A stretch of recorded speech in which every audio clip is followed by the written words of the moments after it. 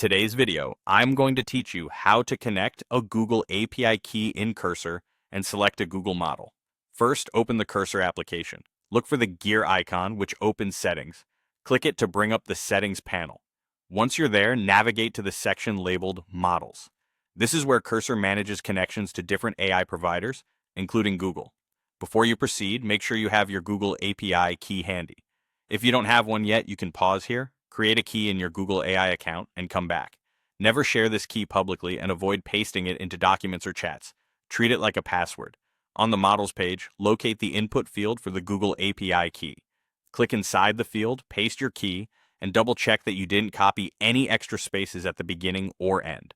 Formatting matters, and stray characters can cause errors.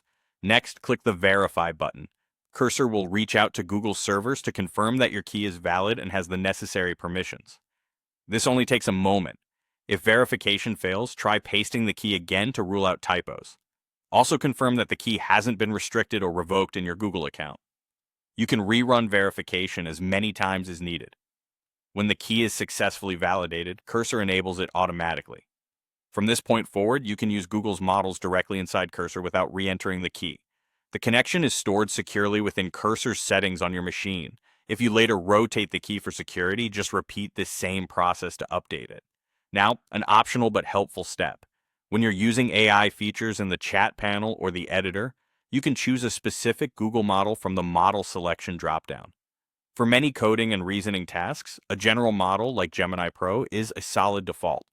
If you don't pick anything, Cursor will use your enabled Google connection based on its defaults, but selecting a model gives you explicit control. That's it. You opened Settings, went to Models, pasted and verified your Google API key, and enabled it with the option to pick a Google model when you work in the chat or editor. Save your key in a secure place. And you're ready to build with Google's models inside Cursor. You'll notice in new chats that the model dropdown includes your Google option. If you ever change providers or rotate credentials, return to the Models page to manage keys and defaults. Thanks for watching, and happy building.